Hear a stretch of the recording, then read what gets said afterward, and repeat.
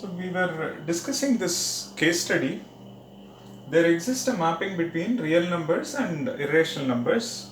We wrote for all x for all y, x is irrational and y is real, implies a mapping between this.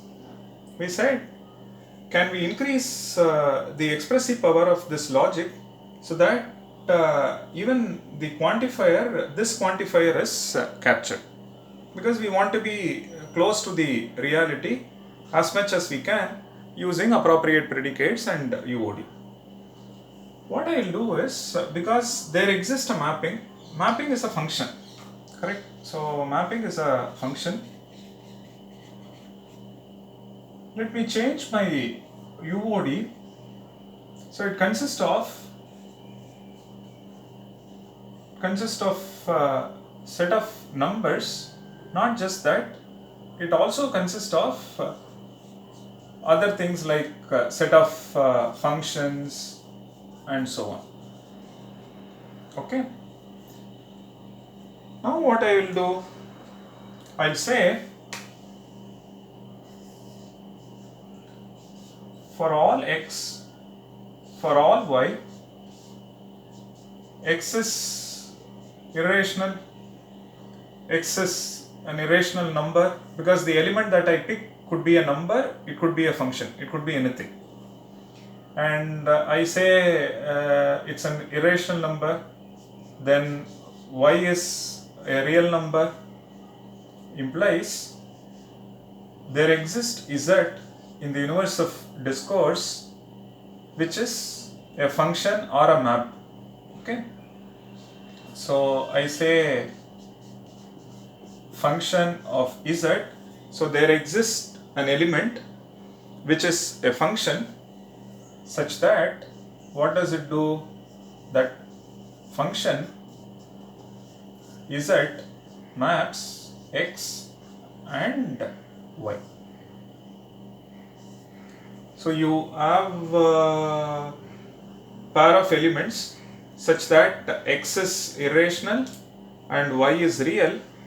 There exists a function, there exists an element z which is a function in the universe of discourse such that z establishes a mapping between x and y.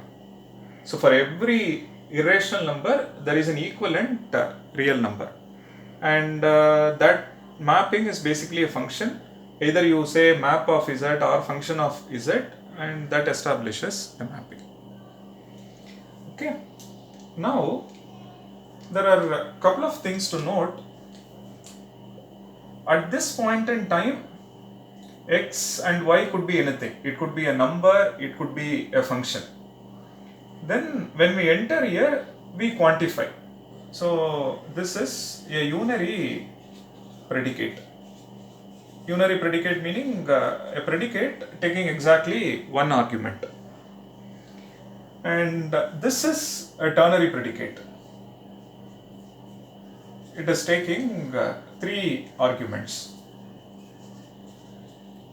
So a predicate can take any number of arguments, it depends on the context. For example, this one is a binary predicate.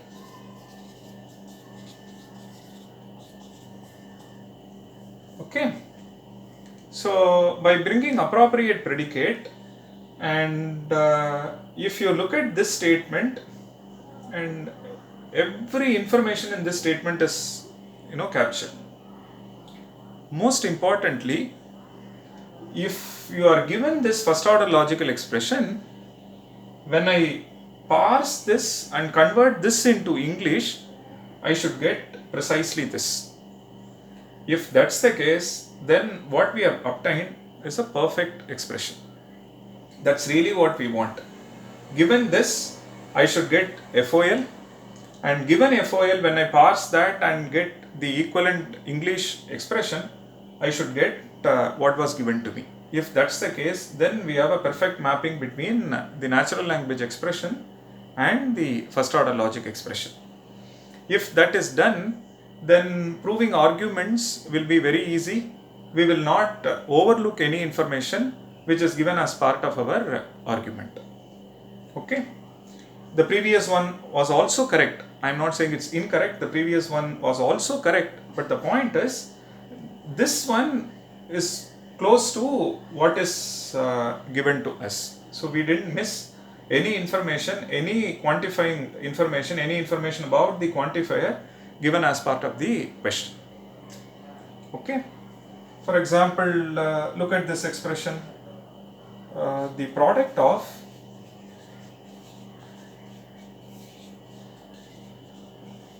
any two real numbers is another real number. So the product of any two real numbers is real. So I can say for all x, for all y, so x is real and y is real, implies I can simply say product real comma x comma y. So the definition says you multiply x comma y, you get a real number. That's really what I mean. The interpretation, I'll say the product of x comma y is real. Okay, there is no gap here, but one can also write like this. So this is one way of writing, this is another way of writing. So for all x, for all y, x is real, y is real, fine, implies there exists z such that z is a real number and z is the product of x comma y. Fine. Now if you see this one is also a formal way of writing this expression. This is also a formal way of writing this expression, and both are correct. Both are correct, and but this one brings appropriate quantifier. For example, the product of two real numbers is a real number, so which is why it says there exists z such that z is a real number and z is x cross y.